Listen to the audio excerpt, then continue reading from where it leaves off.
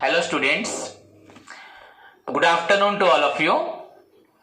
बच्चों, previous class में मैंने आपका रिवाइज करवाया था the valuation of shares on the basis of net asset basis method, और वी कैन से बच्चों आपका इंट्रिंसिक वैल्यू या ब्रेकअप वैल्यू मेथड, जहां पे हमको जानने को मिला कि that valuation is depends on two assumption whether it's a going concern और ए कंपनी इज बच्चों इज बीइंग वाउंड अप या लिक्विडेटेड।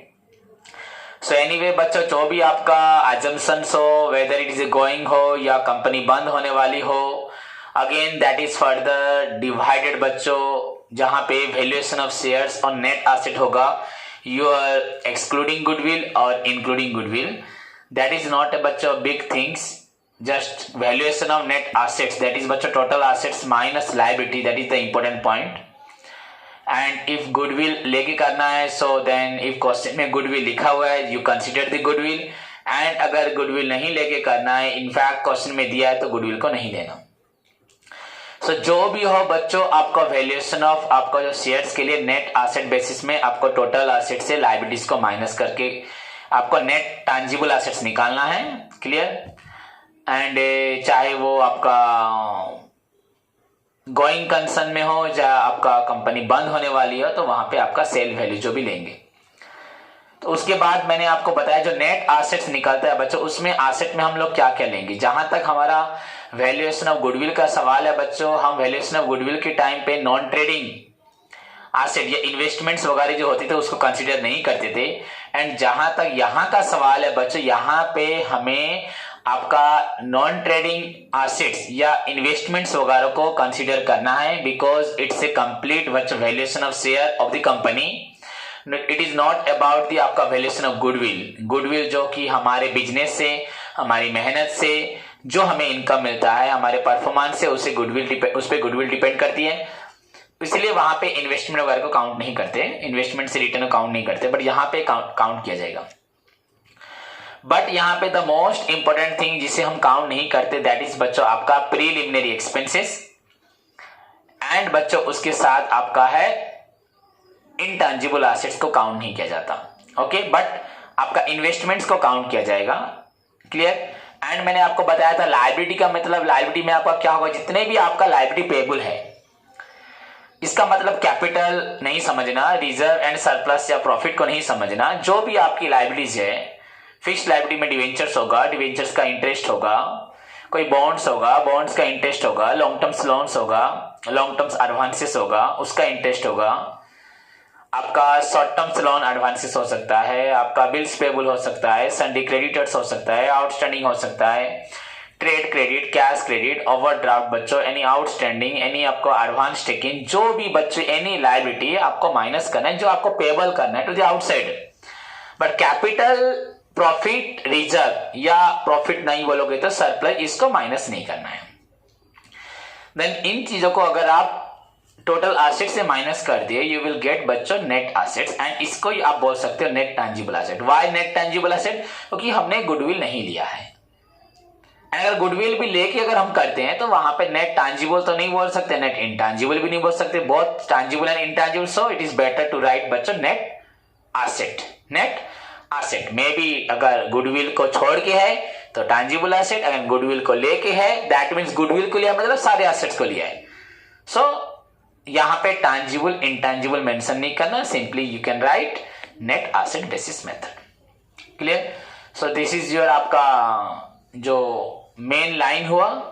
उसके बाद बच्चों मैंने कल आपको ये तो बताया, नेट एसेट के बारे में बताया, आज ही बताया। उसके बाद अगर क्वेश्चन में बच्चों preference share and equity share दोनों हैं, यूजुअली बच्चों वैल्यूएशन ऑफ शेयर का मतलब याद रखना valuation of equity shares. Clear?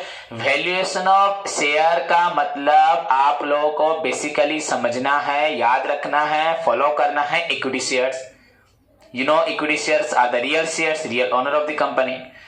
सो अगर कंपनी में सारा एसेट्स को, सारी लायबिलिटीज को एसेट से माइनस करने के बाद नेट एसेट मिल जाता है, नाउ इट्स ए क्वेश्चन बच्चों, आपका जितना एसेट निकला divided by number of shares को आपको डिवाइड करना है, शेयर होल्डर्स को या शेयर्स को डिवाइड करना है। तो नंबर ऑफ शेयर होल्डर्स हो या नंबर ऑफ शेयर्स को आपको डिवाइड करना है। शेयर होल्डर्स लिख सकते हो बट एक्चुअली शेयर्स, क्लियर? तो डिवाइड करने के बाद आंसर निकलेगा। तो अगर क्वेश्चन में प्रीफरेंस शेयर भी है, इक्विटी शेयर भी है, अब क्या करोगे आप? मैंने आपको पहले तो बता दिया, वैल्यूएशन ऑफ शेयर का मतलब आप बेसिकली लेके चलेंगे या हमेशा मान के चलेंगे, लेके चलेंगे कि इक्विटी शेयर्स। तो अगर प्रीफरेंस शेयर क्वेश्चन में है तो नाउ जो नेट एसेट्स निकला आफ्टर डिडक्टिंग द बच्चों liabilities, outsiders liability, you first deduct the बच्चों प्रीफरेंस शेयर को माइनस करो। ओके, देन प्रीफरेंस शेयर को माइनस करने के बाद जो एसेट्स बचा उसको डिवाइड करो इक्विटी शेयर में। बट अगर प्रीफरेंस शेयर को माइनस करते वक्त अगर प्रीफरेंस शेयर का कोई भी डिविडेंड ड्यू होगा ऑफ द करेंट ईयर, और बच्चों in case of cumulative preference share जहां पे प्रीवियस ईयर का भी डिविडेंड देने के लिए हम मजबूर हैं, देना चाहिए as per the agreement, as per the law, provision of law, तो हमें प्रीफरेंस शेयर को पेमेंट देना है प्लस उसका प्रेजेंट ईयर डिविडेंड या प्रीवियस ईयर डिविडेंड उसको माइनस करना है नेट एसेट से। क्योंकि हमें शेयर जो निकालना है वैल्यू पर शेयर वो इक्विटी शेयर से निकालना है, तो प्रीफरेंस शेयर का वैल्यू एंड प्रीफरेंस शेयर का डिविडेंड का वैल्यू माइनस करने के बाद जो बचेगा बच्चों उसको बोलते हैं आपका net assets. Now net assets को आप नंबर ऑफ आपका इक्विटी शेयर से डिवाइड कर दें, you will get the value per share. This is complete theory. But यहां पे और एक चीज जानना है, अगर बच्चों आपका क्वेश्चन में कुछ अनकॉल्ड कैपिटल होगा, यू नो अनकॉल्ड कैपिटल, जो कैपिटल बच्चों सब्सक्राइब होते हैं बट कंपनी उनसे पैसा नहीं मांगती, हाँ, या हम बोल सकते हैं बच्चों reserve capital, uncalled capital, called up capital, paid up capital. Called up मतलब सब्सक्राइब होने के बाद जिनको हम बुलाते हैं, पैसा मांगते हैं, पेड अप जो पेड करते हैं, एंड बच्चों अनकॉल्ड मतलब जिसको हम पैसा नहीं मांगते। क्लियर? तो अनकॉल्ड कैपिटल या बच्चों हम लोगों ने जैसे कि हम बोलते हैं कॉल्स इन एडवांस को भी अनकॉल्ड कैपिटल बोलते हैं। Uncalled capital, calls in advance जिसको हमने पैसा नहीं मांगा पर उन्होंने दे दिया है। तो यहां पे बच्चों अनकॉल्ड कैपिटल अगर क्वेश्चन में होगा, यूजुअली अनकॉल्ड कैपिटल, हाँ अनकॉल्ड कैपिटल बच्चों जो आपका कॉल्स इन एडवांस, अगर क्वेश्चन में अनकॉल्ड कैपिटल लिखा होगा बच्चों तो नेट टैंजिबल एसेट में आपको अनकॉल्ड कैपिटल को ऐड कर देना है। क्लियर? देन डिवाइड करना है। क्लियर? अब नेक्स्ट थिंग, आपको ये सब चीजें याद रखनी है। नेट टैंजिबल एसेट का मतलब क्या है, एसेट में आप क्या क्या लोगे, आप इसमें इन्वेस्टमेंट्स ले सकते हो बट प्रीलिमिनरी एक्सपेंसेस या इंटेंजिबल एसेट नहीं ले सकते। क्लियर? लायबिलिटी सारा माइनस होगा।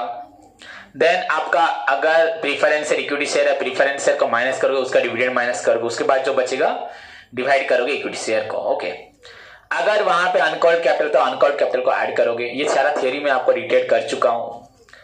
देन बच्चा अगर इक्विटी शेयर्स भी अगर आपका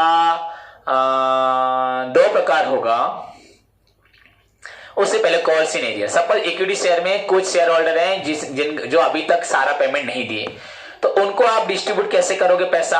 on the basis of their paid up value to the nominal value of shares. Suppose 10 रुपए का शेयर है, आपने मुझे 8 रुपए दिया है, तो यहां पे 8/10 मतलब on the basis of the paid up value 8 है to the nominal value of share 10, तो 8/10 मतलब 80% लेके आप लोग उसका पेमेंट करेंगे, उसको डिस्ट्रीब्यूट करेंगे। एंड ये सब प्रैक्टिकल वर्क जब करूंगा समझ। एंड जब बच्चों इक्विटी शेयर्स भी दो प्रकार का होगा या 3 प्रकार होगा, suppose 1000 equity share of rupees 10, 2000 equity share of rupees बच्चों 12, ऐसे हमने पढ़ा था लिक्विडेशन में। और अलग अलग इक्विटी शेयर होगा बच्चों, उनका भी प्रोपोर्शनल होगा बच्चों on the basis of paid up value. तो जिसको प्रैक्टिकल वर्क करते हुए हमको समझ में आ जाएगा। क्लियर? एंड जहां पे बच्चों preference share and equity share बच्चों जहां पे रैंक बच्चों इक्वली होगा, समझ में आया कि नहीं, तब भी बच्चों आपका प्रीफरेंस शेयर का पेमेंट ही बच्चों पेड अप वैल्यू के हिसाब से होगा। ये भी आपको प्रैक्टिकल वर्क में बताऊंगा। सो टाइम वेस्ट नहीं करते, लेट्स स्टार्ट बच्चों। हमारा प्रैक्टिकल प्रॉब्लम बोर्ड को जाना है। Before going to the board मैं आपको बच्चों क्वेश्चंस एक्सप्लेन करता हूं, देन प्रॉब्लम सॉल्व करेंगे। सो बच्चों जहां तक यहां क्वेश्चन का सवाल है बच्चों, बुक्स ओपन करें सभी स्टूडेंट्स। ओके, तो बुक्स खोले बच्चों। आपका क्वेश्चन है following is a list of liabilities and assets of x company. X company मतलब बच्चों एक कंपनी मतलब लिमिटेड जीरो होगा, एक्स लिमिटेड कंपनी इसका मतलब, एज एट March 31, 2016। अगर लायबिलिटी साइड की बात करें बच्चों, share capital 10,000, 5% preference share of ₹100 each, 2 lakh equity share of ₹10 each, reserve and surplus में आपका जनरल रिजर्व, आपको मालूम है प्रीफरेंस शेयर भी नहीं लेना, इक्विटी शेयर भी नहीं लेना, बट लेकिन यहाँ प्रीफरेंस और इक्विटी शेयर हमको वैल्यूएशन ऑफ शेयर करना है, तो प्रीफरेंस शेयर माइनस जरूर होगा लायबिलिटी माइनस करने के बाद। क्लियर? उसके बाद रिजर्व का कोई यहाँ पे माइनस नहीं होना, सरप्लस ही माइनस नहीं होना। सिक्योर्ड लोन्स बच्चों 6% डिवेंचर, तो डिवेंचर डेफिनेटली यहाँ जो 8 लाख दिया वो माइनस होगा, एंड 6% अगर कोई इंटरेस्ट ड्यू होगा तो उसको भी आपको माइनस करना पड़ेगा। देन करेंट लायबिलिटी में सन्डी क्रेडिटर्स है, देन लायबिलिटी फॉर एक्सपेंसेस जो भी आपका आउटस्टैंडिंग वगैरह होगा या एडवांस होगा। देन मूव टू दी बच्चों एसेट साइड अगर देखते हैं तो हमारा फिक्स्ड एसेट में बच्चों इन्वेस्ट फिक्स्ड एसेट्स डायरेक्ट दिया है 38 लाख, बट यू नो बच्चों हमें देखना है वैल्यू, अगर उस दिन जिस दिन आपका वैल्यूएशन और उस दिन वैल्यू कितना है, यही क्वेश्चन में अगर यही वैल्यू तो यही लोगे, नहीं तो अगर कुछ एडिशनल इंफॉर्मेशन में लिखा है रियलाइजेशन वैल्यू, रिवैल्यूएशन वैल्यू, तो उस वैल्यू को लेना है। इन्वेस्टमेंट लिखा है, देन आपका करंट एसेट में stock in trade closing stock जो हुआ, एंड डेब्टर्स लेस प्रोविजंस लिखा है, then cash and bank. Then बच्चों for the purpose of valuation of आपका shares fixed assets are to be बच्चों डेप्रिसिएटेड बाय 10%, मतलब फिक्स्ड एसेट आपका जो 38 लाख है उसमें से आपको 10% माइनस करना, तो मतलब फिक्स्ड एसेट का वैल्यू आपका उतना लिया जाएगा 38 लाख माइनस आपका 3,80,000। क्लियर? देन इन्वेस्टमेंट्स बच्चों आपका वैल्यूएशन जो हुआ था 10,25,000 वो अभी आपका 10,80,000 हो रहा है, तो इसी को लेना है। डेप्टर्स बच्चों जो लेस प्रोविजन ऊपर आपका 12,78,000, तो यहाँ पे लिखा है आपका 12,14,100, तो इस वैल्यू को लेना है। Then interest on debenture purchase accrued due for 9 month, यहाँ पे मैं बोला था 6% जो डिवेंचर का इंटरेस्ट है वो 9 मंथ्स के लिए ड्यू है, तो आपको डिवेंचर माइनस करना है, इंटरेस्ट ऑन डिवेंचर माइनस करना है। देन प्रीफरेंस या डिविडेंड ही बच्चों इसका मतलब 31 मार्च एंडिंग हो रहा है वो भी ड्यू, ऑल्सो ड्यू, तो ये भी ड्यू है, तो आपका 5% प्रीफरेंस है तो 5% है उसका डिविडेंड का रेट, ये भी आपका ड्यू है। Clear? Neither of these shares neither of these has been provided for in the books, और कुछ लिखा नहीं है बच्चों, calculate the value of equity shares. Clear? तो अब हमें प्रॉब्लम स्टार्ट करना है बच्चों, क्वेश्चन को हमने पढ़ा, मैं आपको समझा चुका हूं, आपके एसेट में सारी एसेट्स आएगी, ऊपर क्वेश्चन में लिख दिया एक्सक्लूडिंग गुडविल, तो गुडविल यहां नहीं है, वैसे भी गुडविल नहीं है, गुडविल निकालना भी नहीं है, तो अगर गुडविल होता भी तो गुडविल को नहीं लेते, because it's a question about the valuation of share या value per share excluding goodwill. Okay, and investment इसमें आएगा, प्रीलिमिनरी एक्सपेंस होता तो नहीं आता, इंटेंजिबल एसेट भी नहीं आता। लायबिलिटी में जितनी लायबिलिटी का पे करना है, चाहे आपका वो डिवेंचर्स हो, चाहे बॉन्ड्स हो, चाहे आपका कोई भी लॉन्ग टर्म लोन्स हो या शॉर्ट टर्म लोन्स हो, सभी को माइनस करना है। उसके बाद जो निकलेगा, अगर प्रीफरेंस शेयर इक्विटी शेयर है तो पहले प्रीफरेंस शेयर, एंड उसका अगर डिविडेंड भी ड्यू है उसको पेमेंट करना है, एंड उसके बाद अगर जो पैसा निकलता है उसको नंबर ऑफ इक्विटी शेयर्स में डिवाइड करना है to get the value per share. Okay, so let's move to the board.